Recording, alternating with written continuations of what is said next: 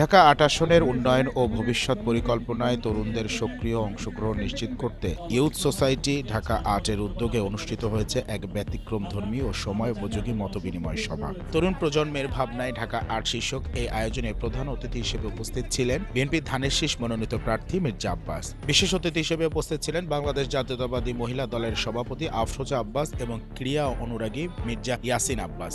দক্ষিণ শাহজাহানপুরের মাহবুব আলী ইনস্টিটিউট মিলনায়তনে আয়োজিত অনুষ্ঠানে ঢাকা ৮ আসনের বিভিন্ন এলাকা থেকে আগত বিপুল সংখ্যক তরুণ তরুণী, বিশেষ করে জেনারেশন জেড এর প্রতিনিধিরা অংশ নেন। খোলামেলা পরিবেশে তারা নগর ব্যবস্থাপনা, কর্মসংস্থান সৃষ্টি, নারী শিক্ষা, সামাজিক নিরাপত্তা, আইন শৃঙ্খলা পরিস্থিতি এবং মাদকমুক্ত সমাজ গঠনের বিষয়ে একাধিক প্রশ্ন ও প্রস্তাব উপস্থাপন করেন। প্রধান আলোচক মির্জা আব্বাস তরুণদের প্রতিটি প্রশ্ন মনোযোগ দিয়ে শোনেন এবং বলেন, রাজনীতি কেবল স্লোগানের বিষয় নয়, এটি মানুষের কথা শোনা ও তাদের সঙ্গে একসঙ্গে কাজ করার নাম।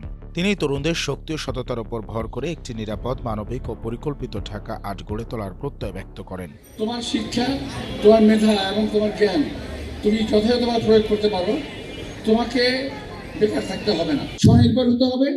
স্বনির্ভর হওয়ার জন্য সরকারি যা করা দরকার সেটা আমরা করব। তরুণদের সক্রিয় অংশগ্রহণে আয়োজিত এই অনুষ্ঠানটির সঞ্চালনা করেন ইউথ সোসাইটির কনভেনর ইমরান খান ইমন। কোনো আনুষ্ঠানিক দূরত্ব বা মঞ্চের কৃত্রিমতা নয়, এই আয়োজন ছিল স্বপ্ন, গল্প ও ভবিষ্যৎ ঢাকা ৮ নিয়ে খোলামেলা সংলাপের একটি প্ল্যাটফর্ম। তরুণ প্রজন্মের হাত ধরেই পুরো আয়োজনটি সুসংগঠিত ও প্রাণবন্তভাবে সম্পন্ন হয়।